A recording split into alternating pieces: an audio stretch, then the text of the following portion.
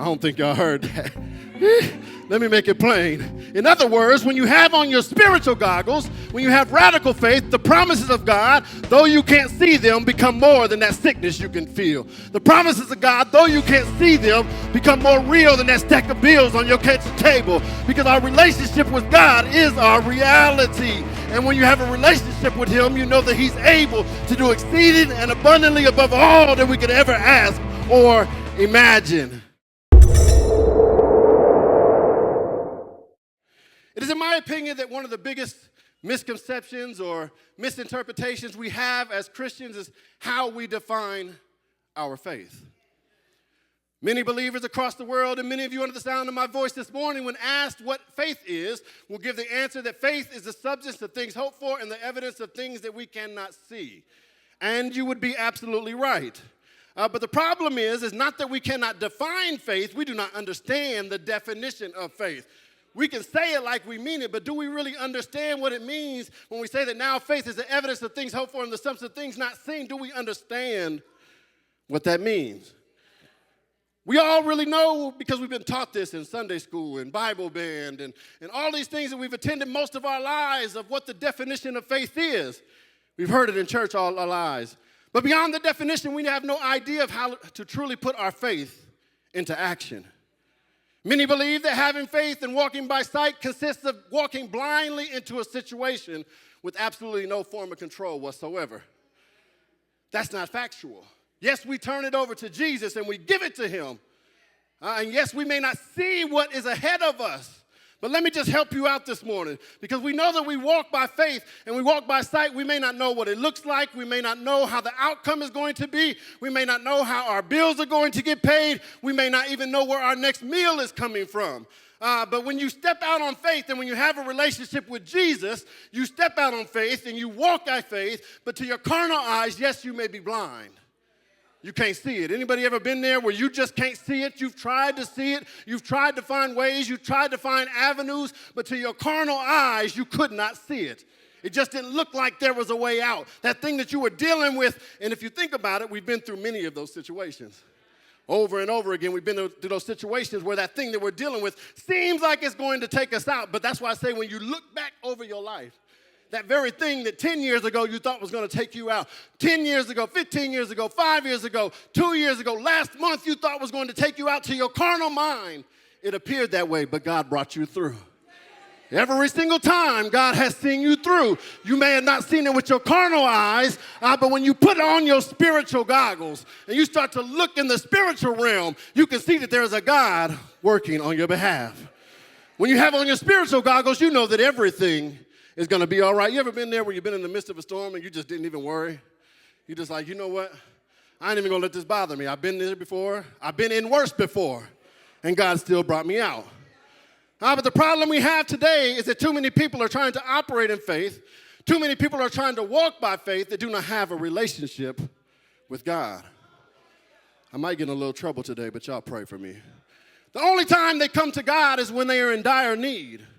Or the only time they come to God is when there's no place else to turn. So they come to God in a time of trouble. And yes, He is a very present help in a time of trouble. But they come to God in a time of trouble looking for God to get them out of their situation. They come into God looking for God to turn their situation, knowing that God will work it out. So they look to Him to get them out of their crisis situation, but they have not built the relationship that they need for the foundation for which their faith can operate. Y'all help me out. Let me just break this down for you a little bit.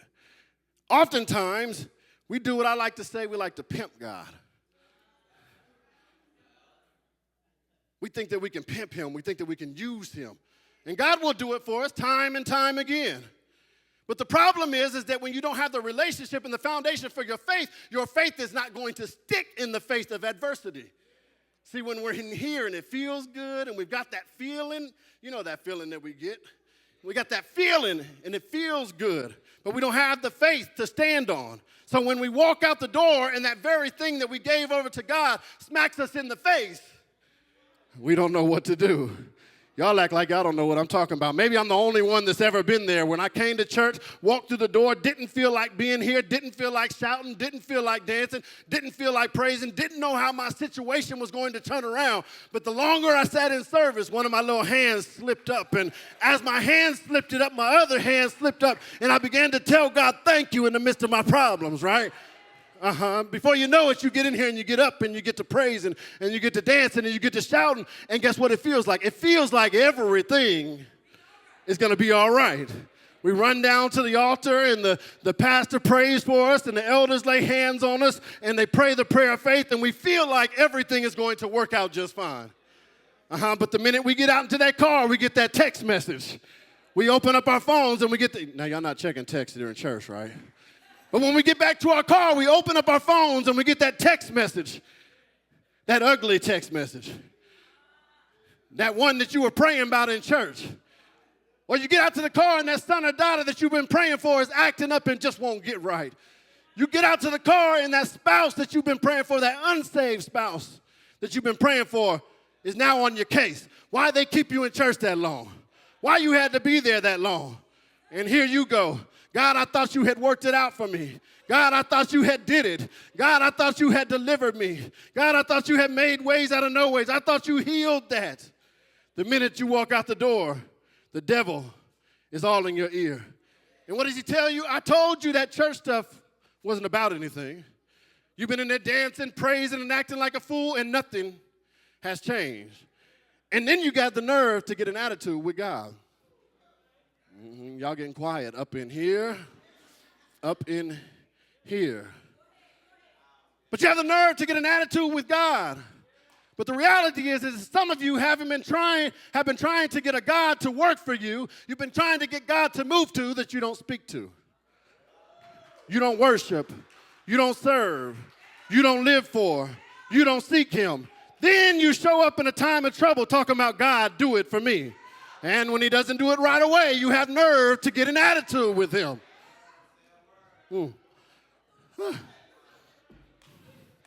But radical faith begins with relationship. Tell somebody radical faith begins with relationship. And when you have a relationship with Jesus, when you have extreme faith, when you have radical faith, your faith can stand tall in the face of adversity and say, it may not look like it right now, but I hear you, Bishop Blake. I see me in the future and I look much better than I do right now. And I sure do look much better than I do right now. Because I do what? I walk by faith and not by sight. Ask somebody, do you got radical faith? Do you have radical faith? Now faith is the substance of things hoped for and the evidence of things not seen. Faith makes certain the unseen things for which we hope. Listen to this. When our faith becomes mature, that for which we hope will become more real to us than those things which are visible. I'll say that again. When our faith becomes mature, that in which we have faith in becomes more real than the thing that we can feel physically. Hey, glory. I don't think y'all heard that. Let me make it plain. In other words, when you have on your spiritual goggles, when you have radical faith, the promises of God, though you can't see them, become more than that sickness you can feel. The promises of God, though you can't see them, become more real than that stack of bills on your kitchen table. Because our relationship with God is our reality. And when you have a relationship with him, you know that he's able to do exceeding and abundantly above all that we could ever ask or imagine.